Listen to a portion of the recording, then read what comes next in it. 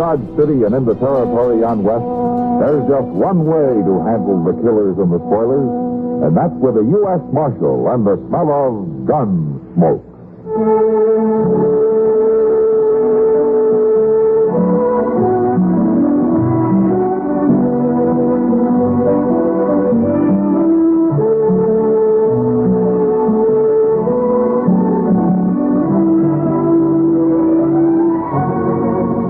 Gunsmoke, starring William Conrad, the story of the violence that moved west with young America, and the story of a man who moved with it. I'm that man, Matt Dillon, United States Marshal. The first man they look for and the last they want to meet. It's a chancy job, and it makes a man watchful and a little lonely.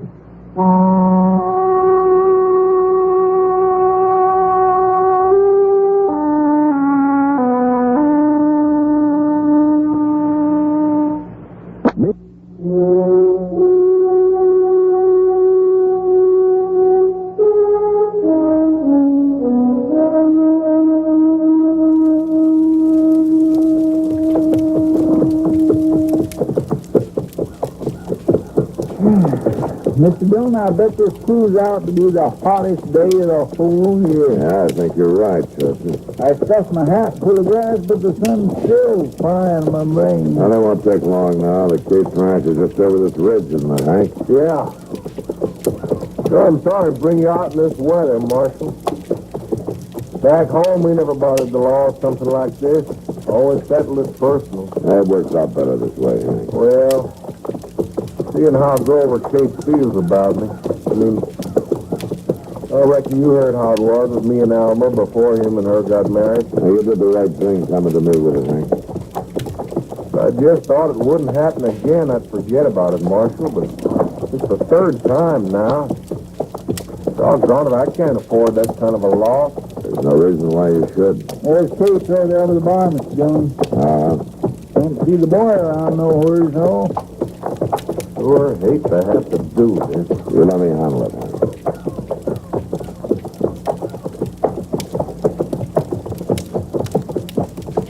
Hello, Grover. How are you, Grover? What do you think you're doing here, Jurgen? He's with me.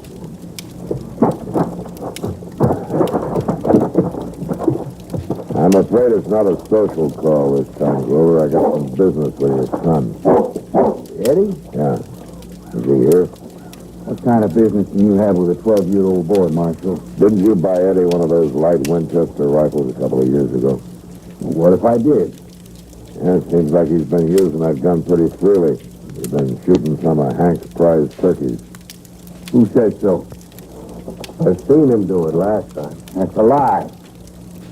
You watch your tongue. And you get off my property right That's now. enough, both of you. Marshal, there ain't a word of truth in it. My boy knows if he was to go do something like that, I'd whale the daylights out of him. I suppose we talk to him about it. There's nothing to talk about.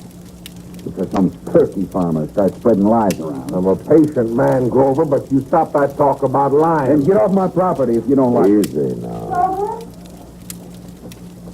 What's the matter? Afternoon, Miss Kate. Marshal? Thanks. How are you, Alma? She's Mrs. Kate's turkey farmer, and don't you forget it. You go on back to the house, Alma. It don't concern you. What do you mean? What is it, Marshal? It seems young Eddie's been taking pot shots at Hank's turkey. There ain't no truth in it, Alma. Now you stay out of it. Grover, let's see what the boy has to say, huh? I ain't gonna have a law pushing my young'un around. The law's not going to. I just want to talk to him. Now, where is he? He ain't here. I sent him into town. Grover, he... Shut up. I think maybe he came back without you knowing about it. No, he didn't.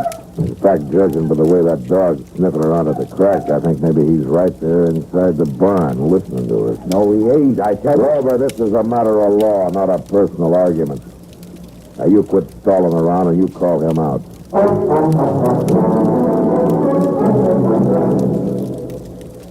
Fire and water are ancient enemies, but nowadays the battle between them affects every one of us, as forest fires endanger water supplies.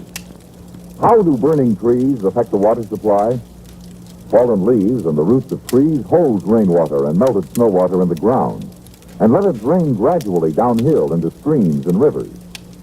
This same land, burned over, becomes eroded by wind and rain.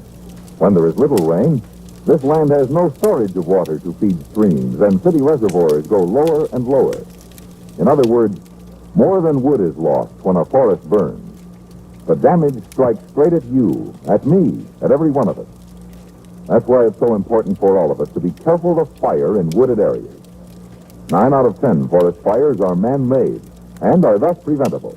When you're driving, walking, or picnicking in the woods, don't be one of the guilty who set the fires that waste America.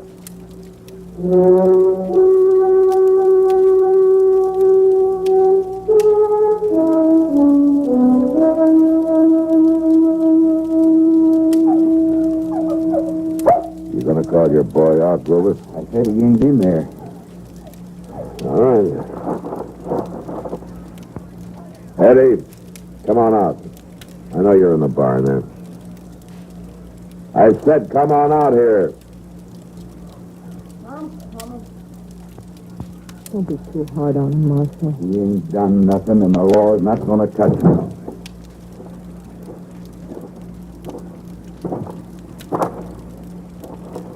You're the one that told him. You told him you seen me there in the barn. I didn't, Eddie. You was going to, though, only Paul stopped you. You're always doing something to get me in trouble. I just tried to be a good mother to him. You ain't my mom, you're never gonna be. Eddie. Me and Paul had it all right here before you Now, come. wait a minute, Eddie. Seems to me you got yourself into trouble. You were listening in there. Now, what about those turkeys? I don't know nothing about it. See what I told you? Eddie, I seen you do it. I was walking back up the draw, I heard the shots, and then I seen you ride off on that pony of yours. And you had your rifle. If I hadn't have been afoot, I'd have chased you and caught you right then. I ain't been near your place. Eddie, why do you think Hank would tell a story like that if it wasn't true? I don't know nothing about it, Marshall. Well, I've known Hank now for quite a while, and I never knew him to lie before. Now, why do you suppose he'd start with you? I told you I don't know. All right. Well, I guess I'll have to take you into town with us, Eddie. You aiming to jail this boy just on somebody's face? I'm not going to jail him, Grover. He can bunk in with Chester tonight, and we'll see what Judge Bent has to say about it in the morning. You know why Jurgen made up this story, don't you? It's because of Alma here. Grover, please. He never could stand it because she picked me instead of him. Now he's trying to hit back at the boy to get him... All right, Grover, you've said enough. Come on, Eddie, let's get started. I don't want to go to jail. Well, if you didn't do it, Eddie, you got nothing to worry about. He just made it up like Paul said. No? Well, why would he do that? I don't know. Unless it's because I seen him come here when Paul was away. Eddie, Sure, he's come lots of times. He must know that I've seen him. that's not true. It is true. That's why he's trying to get me out of the way, because he knows I've seen him. It's not true, Grover. I haven't seen Hank since before we got married. Grover, that's a fact, and I'll swear to it on a Bible. Eddie, was that true? What you said about him coming here? Of course it was true, Paul. All right, then. Jurgen, you better start wearing your gun.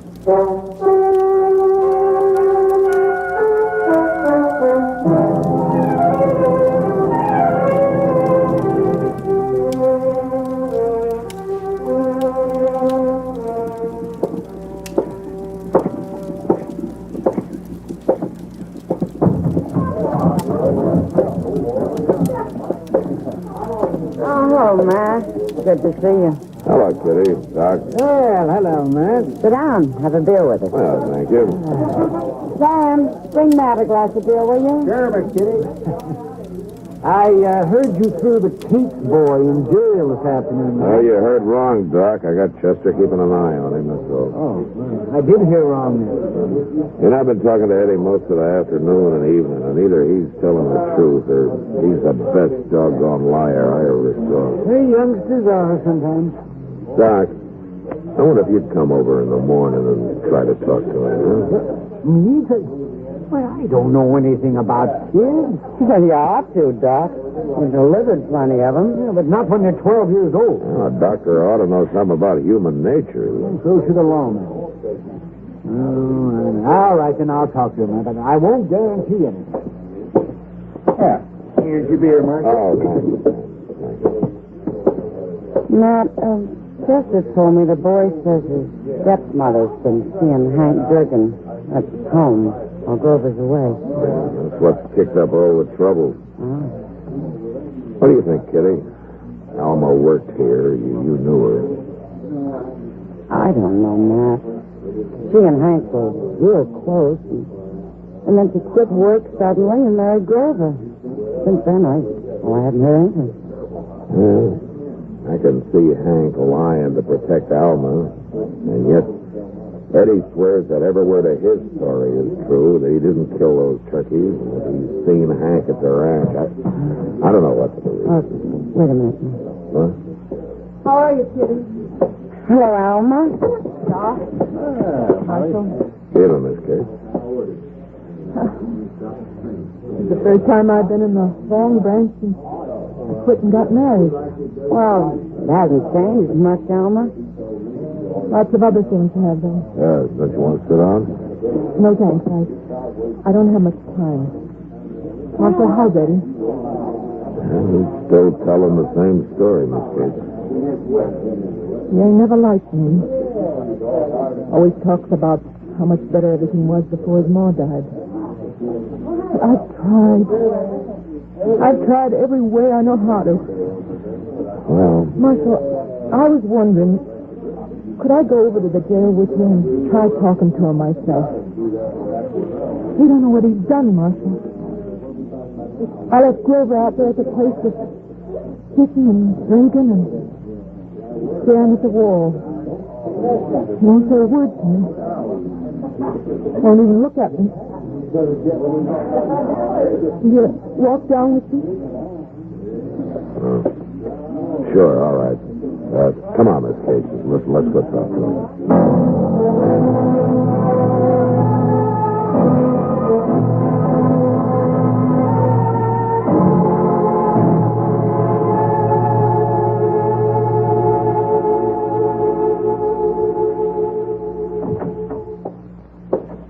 I'm sorry, Mr. Dillon, but he still won't come out.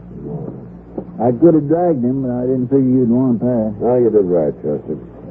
I'll go back and try to talk to him. He sure is a stubborn kid when he puts his mind to something. Aren't you hungry, Eddie? No. You want to come up in the office with Chester and me? Is she still there? No. Your ma left. Crying. She ain't my mom. Oh, she's your stepma, though. Same thing. What? Why wouldn't you talk to her? I don't ever want to see her again. You know, Eddie, you said a pretty bad thing about her. It's true. Well, maybe so, but now, when a fellow says something like that about a woman, I think he ought to give her a chance to explain. I don't want to see her. Now, I can understand when a fellow's had a fine ma and he's lost her. It's kind of hard for him to get used to another woman trying to take her place, but he ought to try and not go around carrying a chip on his shoulder. She hates me. She wants to turn paw again. The thing is, though, a story like that hurts more than just one person. Hurts your pa and Hank Jurgens. And you know something, in the end, it'll hurt you more than anybody else. I told you I've seen him lots of times. I can understand, too, telling a lie to get out of trouble. I did that myself a few times when I was a boy. You know why I quit doing that? Why? Because I found out that it felt worse to go around knowing that I'd lied than it did to admit the truth and take my punishment. I didn't lie. Now, killing a neighbor's turkey is a bad thing, all right, and your pa might strap you for it, maybe give you extra chores to help pay for them, but, well, that's not as bad as knowing every minute of the day that you've hurt 3 people without any cause. And you hurt yourself, too. said I wasn't lying. Yeah. Well, in that case, you got nothing on your mind, so there's nothing to worry about, right? Yeah. You're still not hungry, huh? No. All right, then you better go to bed and get some sleep. Marshall? Yeah? Yeah, what is it, Eddie? I shot them turkeys. And I didn't see Mr. Jurgen over at our place, not once. I'm sorry. I knew Pa would be awful mad. I'm sorry, Marshall. That's all right, Eddie. I'm just glad you told the truth. Mr. Dillon? Yeah, what is it, Chester? Somebody just seen Grover Cates in town. He's drunk and he's looking for Hank. What? He says he's going to kill him.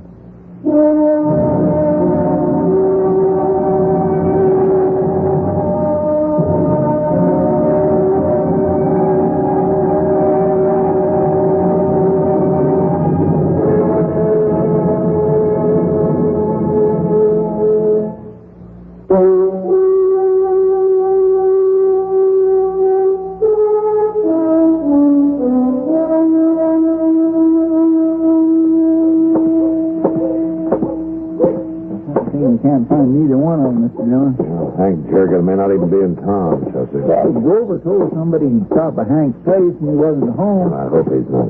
Wait a minute. Over there in Delmonico's, there's Hank. Come on. Well, he must not have heard Grover looking for him. He wouldn't be sitting in there eating for peaceful life. Yeah, I guess not.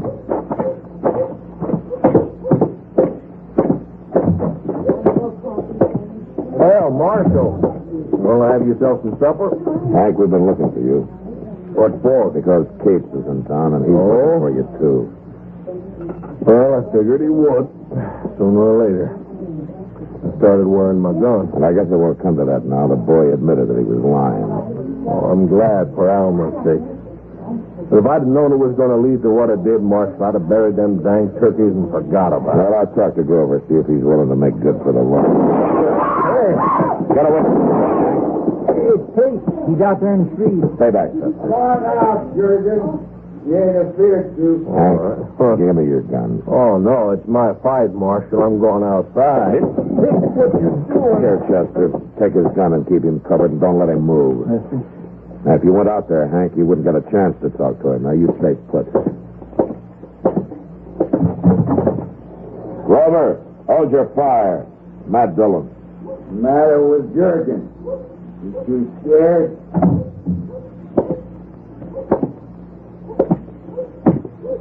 You stay out of this, Marshall. Between me and him. He's in there. I seen him.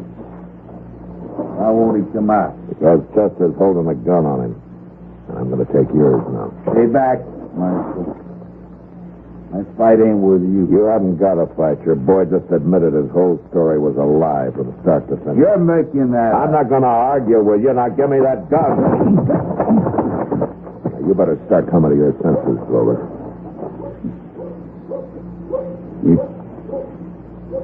You're saying the boy made it all up about Hank and Alma? Yeah. He's gone over to the jail and talked to him. You better figure on paying for Joe's window there, along with them turkeys. I should have known the young'un was lying to get out of trouble. Marshall, Oh, I heard the shot, Marshall. It's either of them. Oh. Grover. Oh, there was no harm done in this case. I came back to the jail and saw Eddie. He told me. I reckon we better go get him, Alma, and head on up to the place. You go, Grover. I'm staying in town a while till I decide what I'm going to do. Gonna do? You're coming home. That's what you're gonna do. No, Grover. He believes what he said about me. Just somebody's word against me, and he believed it. Alma. I'm not going with you now. Maybe not ever. I'll have to study it out. Now, wait a minute. Good night, gentlemen. Alma. Alma, you come back here. She can't do this to me, Marshall. She's my wife. She belongs at home. Marshall, you gotta help me. I'm sorry, Grover. This is something the law's got nothing to do with. You're on your own.